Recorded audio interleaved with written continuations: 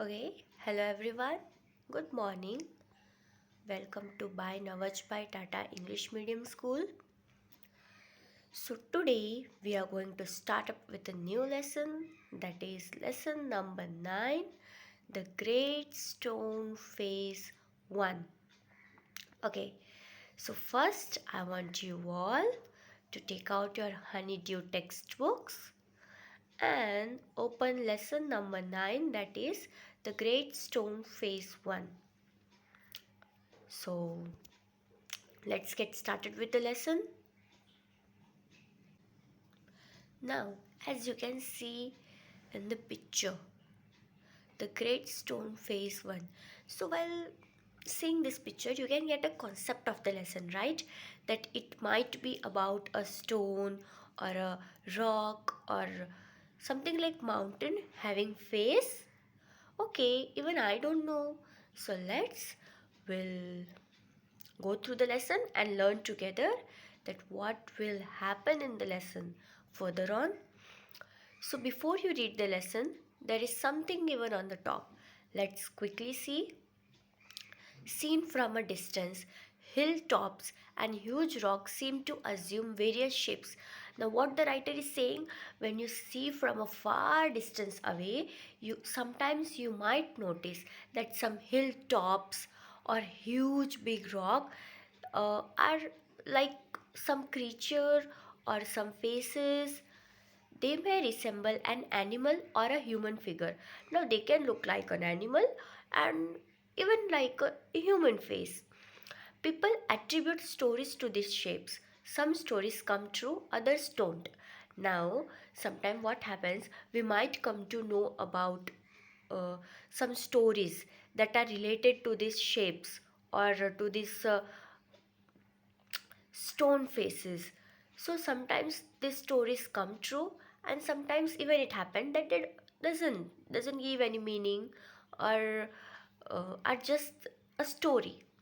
The Great Stone Face is one such shape that reminds the inhabitants of the valley of a prophecy. Now, what do you mean by prophecy? Prophecy means someone who can tell your future. So, this Great Stone Face is a story about such a prophecy. Now, what was it? Who did this prophecy? Or what was the prophecy? About what? That what is going to happen? So, these all are still question marks. We don't know about that. Okay, so the next question is, did it come true? Okay, we all got to know that there was a stone which had some shape and someone prophesied on it. But did it come true? We are even not aware of that. So let's learn the lesson and know what will happen in it. So, one afternoon, when the sun was going down, a mother and her little boy sat at the door of their cottage, talking about the great stone face.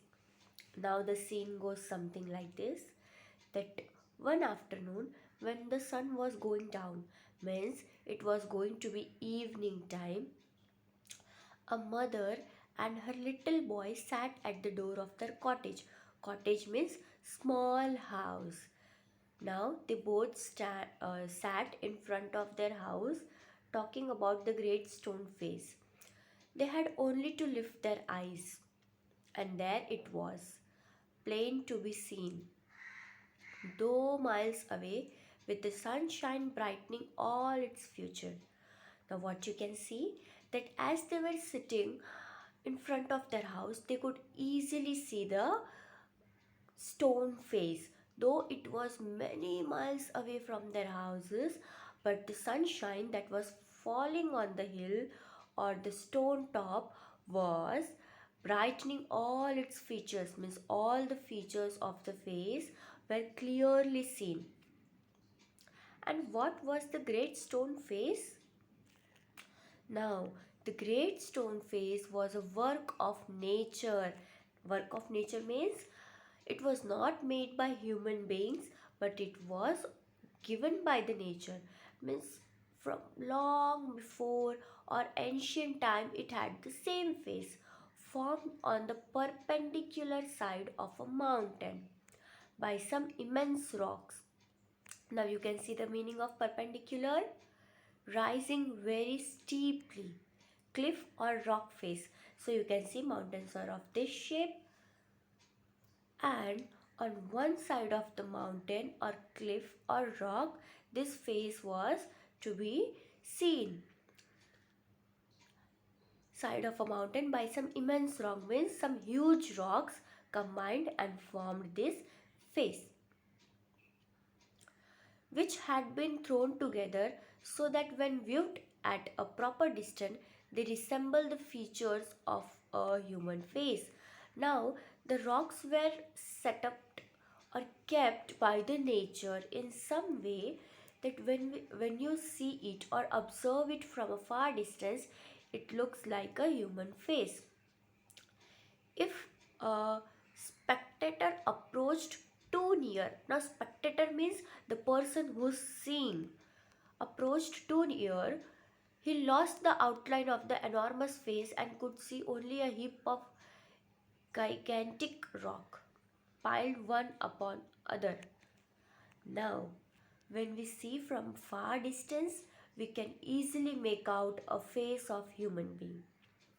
But if the one who is seeing comes too near, then you will be able to see only large rocks kept one upon other. But seen from a distance, the clouds clustering about it, the great stone face seemed positively to be alive. Now, when you look towards it from a long distance, it feels like as if the rock is alive or the great stone face is alive, means it is a living thing. It was the belief of many people that the valley owed much of its fertility to the beaming face that was continually blooming over it. Now, this is something that's a bit hard to understand, but let me explain it to you. Now, it was the belief of many people.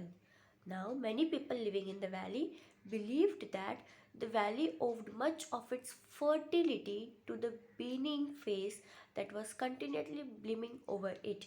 Now, the people living there believed that the valley owned much fertility, means the things that were present in the valley was because of the stone face that was present over there. Now, a mother and her little boy, as we said earlier, sat at the door of their cottage, gazing means looking at the great stone face and talking about it. Now, a mother and her little boy, they were sitting in front of their cottage and they were looking at the great stone face and talking about it. The child's name was Ernest. Now, what was the child's name? The child's name was Ernest. Mother, said he, while the great face smiled on him. Now he's talking to his mother, and here it is an imaginary sentence that the great face was smiling on him. What he said, I wish that I could speak, for it looks so very kindly that its voice must indeed be pleasant. If I ever see a man with such a face, I should love him very much. Now, what he's telling to his mother, that I wish that it could speak. Why? Because the face looks very kind. So, if the face is so kind, it is obvious that his voice must be so pleasant, so sweet. So, if I ever see a man with such a face, I should love him very much. So, what he's saying to his mother, that काश कि ये जो rock है वो बोल सकता. क्यों? Because वो इतना शांत, इतना अच्छा दिखता है दूर से, तो उसकी आवाज़ भी कितनी अच्छी होगी, वो कितनी अच्छी बातें करता होगा. और अगर मैंने कभी भी ऐसे फेस वाला मैन देखा होता तो I would have loved him very much. Now if an old prophecy should come to pass, answered his mother, we may see a man sometime with exactly such a face as that. Now, what His mother said, huh, maybe you'll see a man with same face, but this can only happen if an old prophecy would become true. Now, what prophecy? Now, what do you mean by prophecy? I told you earlier, right? Statement that tells what will happen in the future. Now, what his mother is saying? Yes, this might become true, but if an old prophecy means maybe long before someone said something about this rock, and if it comes true, you'll be able to see a man with same face. Now the boy is very excited to know about the prophecy. He's asking his mom, what prophecy do you mean, dear mother? Now, which prophecy you are talking about? Eagerly inquired Ernest. Now he's very eager to know about the prophecy. Please tell me about it. Now he's requesting his mother to tell something about that prophecy that his mother just told about or talked about. Now you can see the mother and the child sitting and talking, and you can even see the great stone face in the picture. So his mother told him a story that her own mother had told her when she herself was younger than little Ernest. Now, his mother told him a story. And who told the story to his mother? Now, the story was being told to his mother by her mother when she was little smaller than Ernest. That at some future day a child should be born near here who was destined to become the greatest and noblest person of his time, and whose face in manhood should bear an exact resemblance to the great stone face. Now, what happened? The story was like, in future a child will be born who will become, or who was made to become, the greatest and the noblest person, and the face of the boy would be exact resemblance means copy of the great stone face. मतलब prophecy क्या थी कि आगे चल के एक बच्चा होगा जो कि नेकी और अच्छाई के लिए ही बना होगा, और जो उसका फेस होगा वो कैसा दिखेगा, सेम ग्रेट स्टोन फेस की तरह. Many still had faith in this old prophecy. Now, what she told, that many people living here still have faith in this prophecy, but others took it to be nothing but idle talk. Wait, think that whenever we are told something or whenever we get to hear something, there are always two types of thinking. One will think, yeah, it will happen, and the other thinking says, no, it will not. So, same way in the valley, some of them thought that this prophecy will become true one day, whereas the others took it just like a story. At all events, the great man of the prophecy had not yet appeared. Now, what she's saying, but till now, the great man of the prophecy or the great man of the story had not yet appeared or had not yet come. Oh, mother, cried Ernest. Oh, mother, cried Ernest, clapping his hands above his head. I do hope that I shall live to see him. Now, what he's saying? He's saying, oh, till now he has not come, but I hope I will be alive to see him. Why? Because he was eagerly waiting to know what is going to happen in the future. His mother was an affectionate and thoughtful woman. It was proper, she thought, not to discourage the fanciful hopes of her little boy. So she said to him, perhaps you may.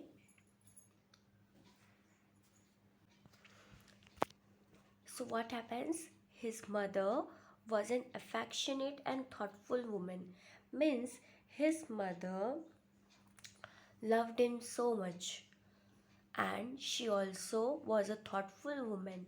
Now, the meaning of affectionate is showing that you love someone, and thoughtful means a person who thinks before acting. So it was proper, she thought, not to discourage the fanciful hopes. Now, fanciful means imaginative, something full of imagination of her little boy. So she thought that she knew that this was something an imaginary story, but she didn't wanted to break hopes of her little boy. So what did she say? So she said to him, perhaps you may see the face of the great stone face exactly to a human being, or someday you'll find the person who's been told in the prophecy. And Ernest never forgot the story that his mother told him. It was always in his mind whenever he looked up the great stone face. Now he never forgot the story that his mother told him. It was still ringing in his brain whenever he saw the face of the great stone face. He spent his childhood in the log cottage. Log cottage means hut that is made up of wood, where he was born, was dutiful to his mother and helpful to her in many things. Dutiful means he used to help his mother in everything. Assisting, assisting her means we all know assistants, right? Who support us while we are working. So he used to assist her much with his little hands and more with his loving heart. Now his hands were too small to work, but his heart was really sweet, who used to always help her mother with her works. In this manner, from a happy yet often pensive child, he grew up to be a mild and quiet youth. Now, he was very helpful child, very loving child, and he grew up to be a quiet youth, means someone who was decent. Ernest had no teacher, but the great stone face became one to him. Now, as they used to live on mountains, there was no school. Ernest had no teacher, but the great stone face became a teacher to him. How? When the work of the day was over, he would gaze at it for hours until he began to imagine that those vast features recognized him and gave him a smile of kindness and encouragement. Now, when he used to complete his daily work, and he used to sit and look at the great stone face for hours until he started thinking that the face is smiling at him, and the smile is of kindness and encouragement to encourage him to work again. About this time, there went a rumor throughout the valley that the great man, who was to bear a resemblance to the great stone face, has appeared at last. Now, as all these things were going normal, there was a rumor or news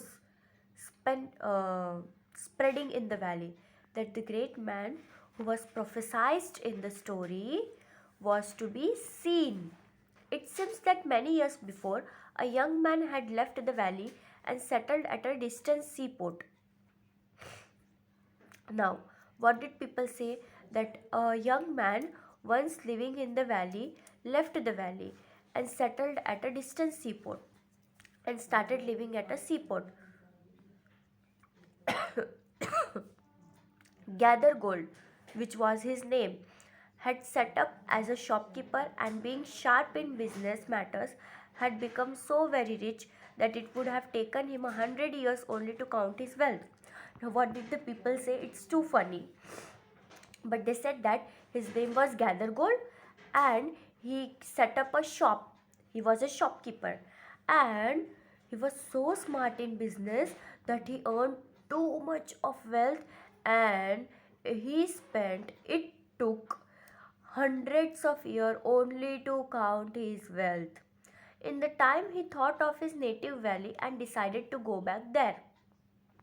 Now, what the people are saying that Gather Gold left the valley, he kept a shop, he earned too much, he was so smart in business that he had too much of money that it took hundreds of years only to count his wealth.